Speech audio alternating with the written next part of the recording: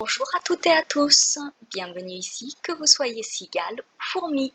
Si vous découvrez la chaîne, merci pour votre future écoute, vos futurs partages et vos futurs commentaires. Moi c'est Lydie et je vous partage ici mes astuces, mes idées, mon organisation pour mieux gérer vos budgets, épargner et investir. Aujourd'hui, je vous parle défi course, mon deuxième défi sur la chaîne. Petit changement pour ce défi, je n'attendrai pas la fin du mois pour poster la vidéo avec le bilan du défi. Je vous ferai le bilan au début de mon prochain défi. Par contre, je vais en profiter pour vous partager quelques plantes à ramasser et recettes de saison pour le mois de mars. Alors j'avais prévu autre chose pour ce deuxième défi, mais face aux résultats du premier défi que vous pouvez retrouver en description, ça m'a motivé à refaire un défi similaire. Je vous avoue que je ne sais pas trop à quoi m'attendre pour ce deuxième défi, mais que j'espère quand même un deuxième petit miracle. Ceci dit, 2 fois de suite, ça me paraît improbable. Alors voilà, lors du premier défi, je suis passée en un mois de 920 € d'alimentaire pour 5 à 480 €, dont seulement 48 € visibles sur notre compte en banque. Au vu du résultat, on recommence. Défi numéro 2 donc, avoir un budget alimentaire visible sur le compte de moins de 150 €. L'idéal cette fois, c'est de faire presque aussi bien que le premier défi, mais en ayant quand même plusieurs handicaps de prévus. Je vais vous détailler déjà ce que j'ai pour faire ce défi. En fait, ça change assez peu du mois dernier. J'ai donc 76,09 € en cash. À la fin du dernier défi, il me restait 113,09 € et en début de mois, j'ai eu une dépense non alimentaire de 37 € et j'ai donc utilisé une partie de mon cash pour cette dépense. Ensuite, j'ai, alors attention, gros montant, 325,80 € de tickets restaurant. Parce qu'en fait, j'ai retrouvé un carnet de tickets que j'avais égaré il y a un peu plus d'un mois. Mon mari a également reçu le virement sur son compte Appetiz et a donc 133,98 € de disponible dessus. Et enfin, j'ai toujours mes 200 € de carte cadeau utilisable à Carrefour. Ça me fait un total tout à fait honorable d'ailleurs de 735,87 €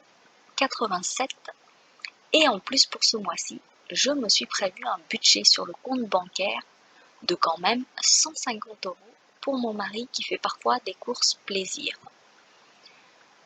Du coup, mes objectifs du mois sont rester sous les 150 € sur le compte bancaire, rester sous les 600 € au total pour l'alimentation et s'autoriser malgré tout 2 sorties, resto ou fast-food, plus 2 repas spéciaux. Pour les repas spéciaux et les restos, nous avons des événements ce mois-ci. Je vous parlais de handicap un petit peu plus tôt. Et donc en fait, c'est parce qu'on a des événements ce mois-ci. Un événement à fêter du côté de mon mari, des amis à inviter et l'anniversaire d'un proche. Donc normalement, au moins un restaurant à prévoir dans les dépenses et 2 repas festifs plus un repas à emporter que je prévois dans nos plaisirs. Place maintenant à la cueillette et aux recettes. Connaissez-vous les pissenlits ou dents de lion? Si je vous montre une photo, je suis sûre que vous allez tous reconnaître cette plante diurétique. En clair, comme son nom le dit, elle fait faire pipi. Tada! En voici un bel exemple bien en fleurs. Elle est aussi pleine de bonnes choses, riche en vitamines, minéraux, oligo-éléments. C'est aussi un des légumes les plus riches en provitamine A. Elle est reconnue pour stimuler le foie, aider à la digestion et à la perte de poids aussi, en favorisant l'élimination, lutter contre le vieillissement de la peau, etc. Enfin, elle a plein de bienfaits cette plante. Attention cependant à vous renseigner quand même pour voir si vous n'avez pas de contre-indication à la consommer. Dans tous les cas, c'est plutôt une plante à utiliser en cure au changement de saison que régulièrement toute l'année. Alors pour rappel, hein, tout excès peut être néfaste, même sur des choses qui sont bonnes normalement. Sinon, le mois de mars est l'une des périodes idéales pour la consommer et pour ça, même pas besoin d'aller dépenser de l'argent au supermarché. Vous en trouverez facilement un peu partout. Il suffit de se balader un peu, de se baisser et de la ramasser. Je vous conseille de prendre les jeunes feuilles, moins amères que les anciennes, à faire légèrement revenir à la poêle avec un peu d'huile et de l'ail, éventuellement avec des lardons et un oignon. Vous pouvez aussi tout simplement verser une poêlée de lardons chauds sur une salade de pissenlit, c'est délicieux. J'ai tendance à manger ce genre de poêlée au-dessus d'un lit de riz demi-complet. Ça vous fait un repas à petit prix. Et en cette saison où la plante repart avec les jeunes feuilles, ce sont vraiment des feuilles qui ne sont pas amères, donc même les enfants aiment. Une autre plante de saison que vous pouvez cueillir si vous en avez près de chez vous. Lors de ma dernière sortie, j'ai aussi trouvé des primevères qui sont pour le moment surtout en bouton, mais ça commence quand même à fleurir début mars. Sachez que les fleurs sont comestibles et peuvent s'utiliser pour colorer une belle salade. Les jeunes feuilles se consomment aussi en salade. Plus vieilles, elles se consomment plutôt cuites parce qu'elles sont beaucoup moins tendres. La racine est bien connue pour son action expectorante en cas de maladie respiratoire. Les fleurs sont antispasmodiques, sédatives et anti-inflammatoires. Donc à consommer par exemple en cas de maux de tête, d'asthme, de névralgie et de problèmes de sommeil, et même pour les problèmes de peau. En revanche, si vous voulez consommer la racine, renseignez-vous avant car c'est un puissant vomitif. Une autre plante de saison que vous pouvez cueillir si vous en avez près de chez vous, l'ail des ours. Elle a pointé le bout de son nez fin février, début mars cette année, par chez moi. Et vous pouvez la consommer comme l'ail. J'en fais des pestos, ail des ours, tomates séchées, huile, ça c'est ma base. Après, j'ai tendance à mettre un peu ce que je trouve dans mes placards et c'est plutôt bon en général. Je trouve que l'ail des ours a un goût très doux. J'en cherchais depuis un moment et cette année j'ai trouvé un coin à ail des ours. J'en ai pris quelques pieds que j'ai replantés au fond de mon jardin en espérant que ça y poussera.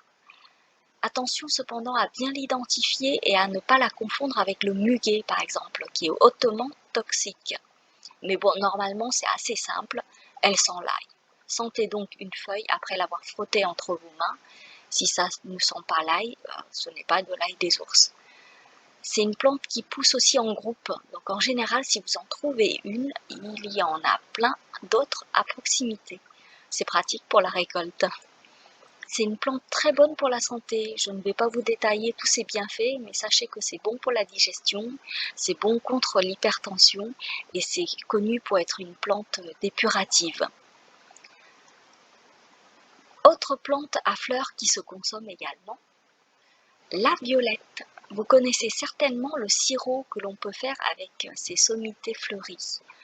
Moi, je les consomme plutôt en salade, de même pour les feuilles qui vont aussi bien dans une salade que dans une soupe. Je n'aime pas trop ça en sirop.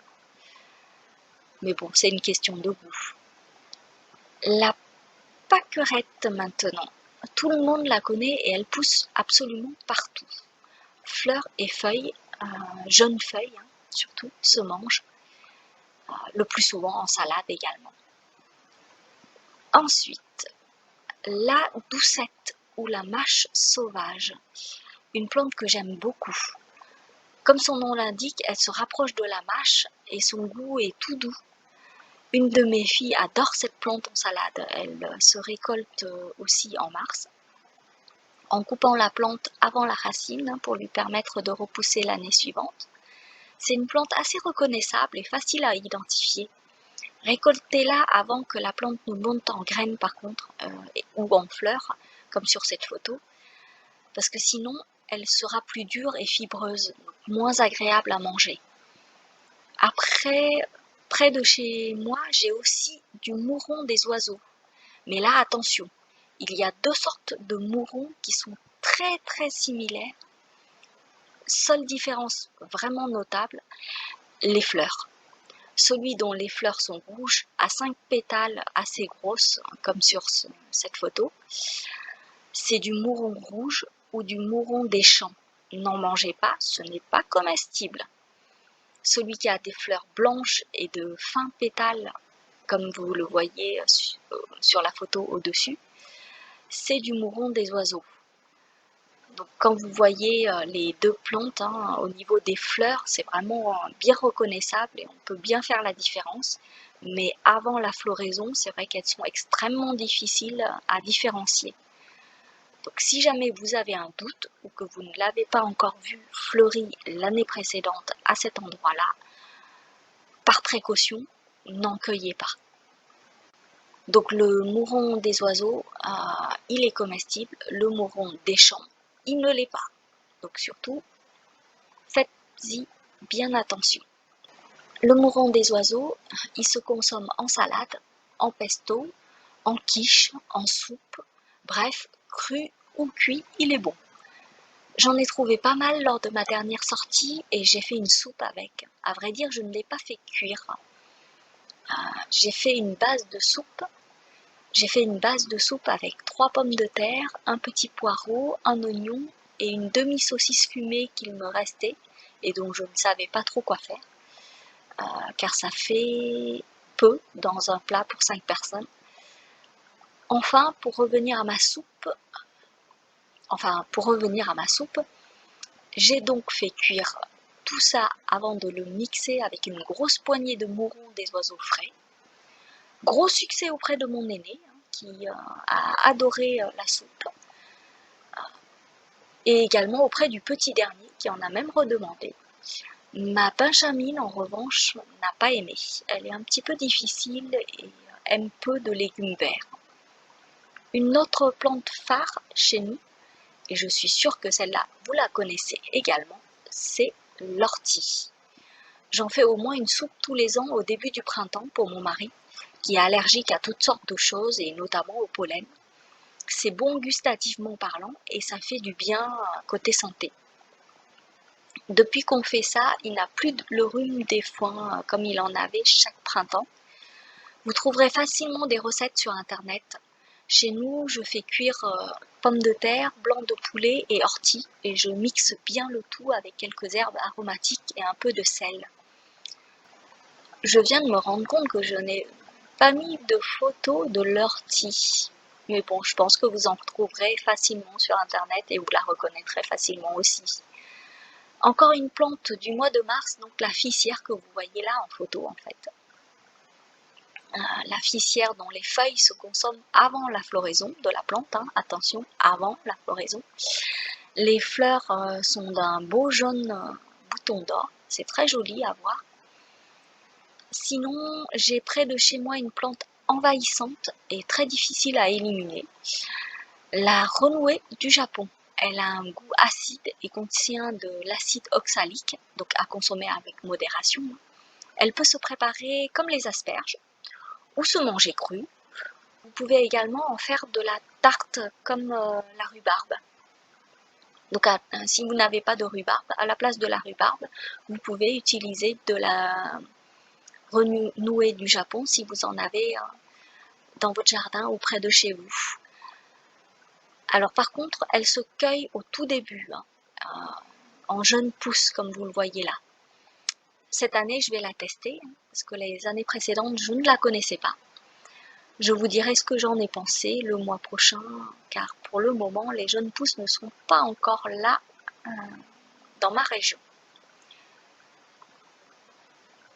Là, vous la voyez en fleurs, ça vous permet aussi de repérer et de voir à quoi ça ressemble. Si vous avez vu ces plantes-là, c'est la renouée du Japon.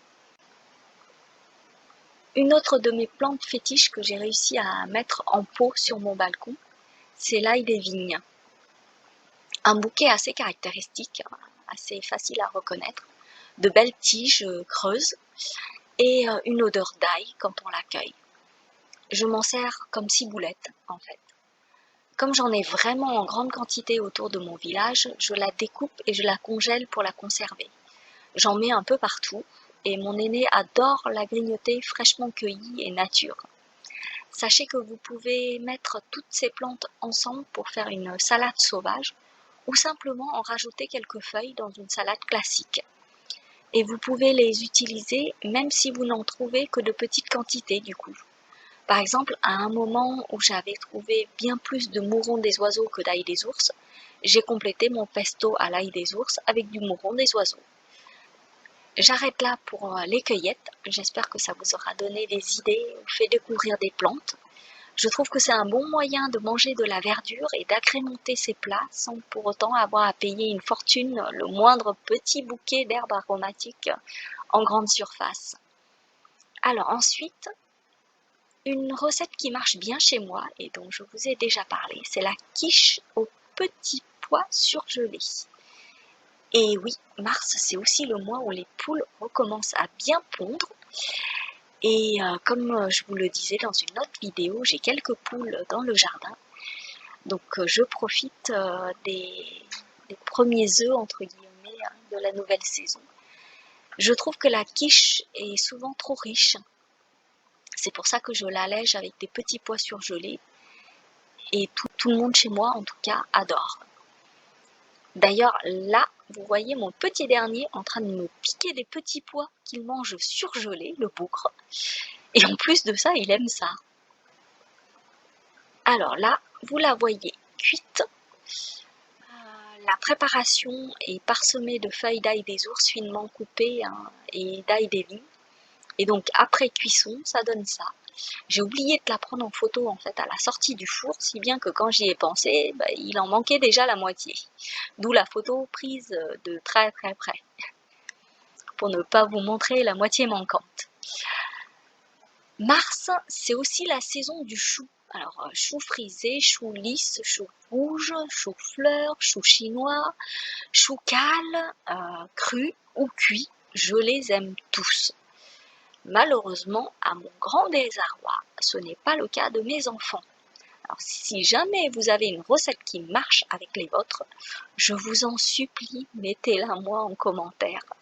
Parce que vraiment, j'aimerais trouver un moyen de leur faire manger du chou avec plaisir et pas avec des grimaces parce que maman veut qu'ils les mangent. Donc voilà. Écoutez, merci à celles et ceux qui se sont abonnés dernièrement. Ça me fait plaisir de voir votre soutien. Un grand merci de m'avoir écouté. Je vous invite à prendre le temps de me mettre un j'aime, de vous abonner et de cliquer sur la petite fée clochette si ce genre de vidéo vous plaît. Quant à moi, je vous retrouve début avril pour voir le résultat de ce deuxième défi. Prenez soin de vous, de vos proches, de vos finances et à très vite!